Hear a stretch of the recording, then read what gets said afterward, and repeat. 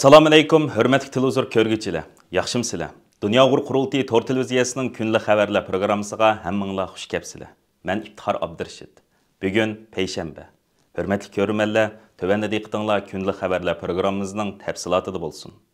24 yanvar ettigen Cenevadagi faoliyatlarni muvaffaqiyatli oxirlashtirib, Fransiyaning poytaxti Parijga o'zining Xitoyning erkinlik to'zg'i nomli kitobining fransuzcha nashrining tontish faoliyatiga qatnashish va Sharq Turkistonda hilam davomlashayotgan Uyg'ur irqiy qirg'inchiligini va Uyg'ur majburiy emkini to'xtatish uchun Fransiya hukumatining qanday konkret tadbirlarni olalaydiganligi haqida so'zlash uchun yetib kelgan Dunyo Uyg'ur Qurultayining raisi Dolqin Aysa, Qurultayning bayonotchisi va xalqaro ishlar direktori Zumrattay Erkin, Uyg'ur harakati tashkilotining raisi Roshan Abbas va Uyg'ur tadqiqot markazining ijroiya direktori Abdukim Idris qatorliq Uyg'ur hay'ati shu kuni tushda Fransiya Kengash palatasining a'zolari bilan ko'rishdi. Fransiya Tashqi ishlar komissiyoni va inson huquqlarini qo'g'dash komissiyonining ishtirokida ilib berilgan suhbatda 2022-yil 1-oyda Fransiyaning Uyg'ur irqiy qirg'inchiligini rasmiy e'tirof qilgan 2 yil mobaynida vatanimizda hilam davom qilayotgan inson qalbidan chiqqan vahshiyona zulmlarga qarshi Fransiya hukumatining yana qanday konkret tadbirlarni olalaydiganligini, Xitoyning dengiz tijorat tugallarining biri bo'lgan Fransiyaning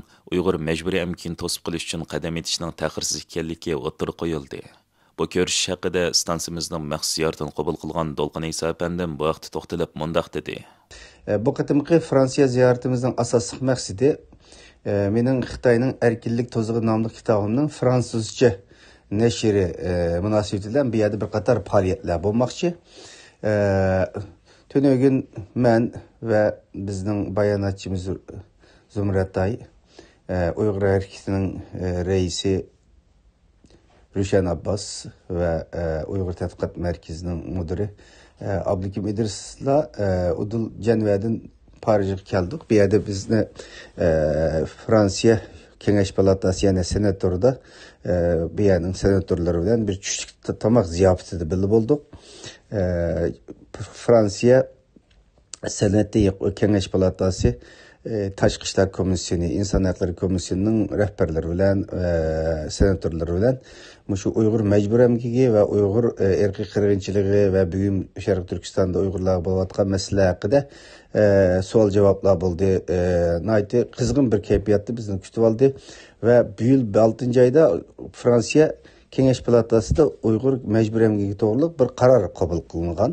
Uni qanday ijro qilinish masalalari to'g'riliq suhbatlarimiz bo'ldi.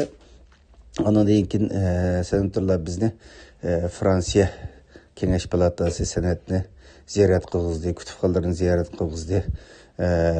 Fransiyaning tarixi haqida tushunchalar berdi.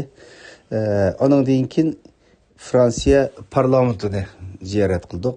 2022-yili 1-oyda Fransiya parlamentosi Uyg'ur irqiy qirg'inchilik qarorini qabul qilgan. Shu qarorning qabul qilinishida muhim rol o'ynagan va shunga başlamchi qilgan parlament a'zosi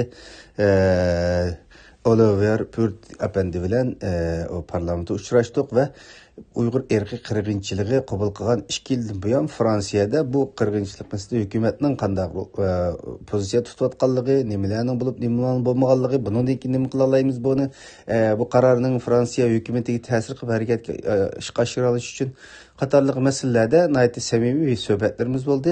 Onundan sırt Fransiyaning davlat kanallaridan biri bo'lgan Fransiya 24 kanalining naq maydon ziyoratini qabul qilgan Dolqin Aysa apandim o'zining Xitoyning erkinlik to'zg'i nomli kitobi haqida to'xtalish bilan birga 23-yanvar BDTning Cenevadagi markazida ochilgan Xitoyning kishilik huquq xotirasi umumyuzlik ko'zdan kechirilgan BDT kishilik huquq kengashi yer shariy xarakterli qarorlik tekshirish xizmat gruppasining 45-navbatlik yig'ini haqida tafsiliy to'xtaldi. Bugün hem nurgun ko'rishish va suhbatlarga qatnashadiganligini bildirgan Dolqin Aysa apandim tovandikilarni ifoda qildi.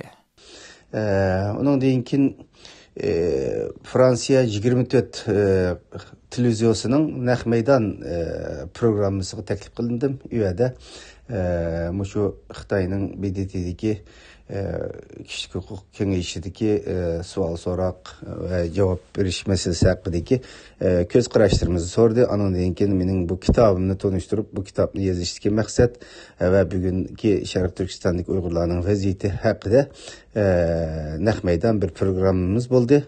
Ondan keyin yana Fransiyadagi tiraj ko'p sotiladigan Express deydigan gazetning muxbiri bilan uzun bir suhbatimiz bo'ldi.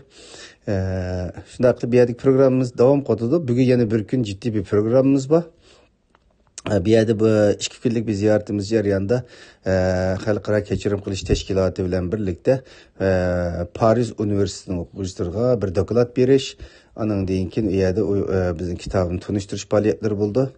Anandaki yana ba'zi Fransiyadagi televizor, gazet, jurnallarning ziyoratlarini qabul qilamiz. Bayden hökumətini Uyğur irqi qırğınçılığını toxtış üçün həm Xitay hökumətiga qarşı texim ciddi tədbir elishqa, həm də xalqara səhnələrdə texim aktiv hərəkətə ötüşkə zorlaş, şundaqla Dövlət Məclisiga sunulğan Uyğurlarga münasibətli qanun layihələrinin tezdən Amerika Dövlət Məclisində ma'qullanışıga haydəkçilik qilish üçün başlayan fəaliyyətlərini davamlaşdırıb atqan Dünya Uyğur Qurultayı İcraiya Komitetining raisi va Uyğur Kishilik huquq qurilishining ijroiya direktori Ömer Qanat boshchiligidagi Uyğur heyeti 1 ayning 23 kuni Xalqaro diniy erkinlik minbaridagi ittifoqdoshlari bilan birlikda senator Marco Rubio, senator Lindsey Graham va senator Johnson apandimlar qatorliq nopozliq senatorlar, shuningdek Anna Esho qatorliq Uyg'urlarga munosabatli qonun loyihalarining ma'qullanishida xalqiliq rol o'ynaydigan Avam palata a'zolarining yordamchilari bilan uchrashib, unumli suhbatlar o'tkazdi.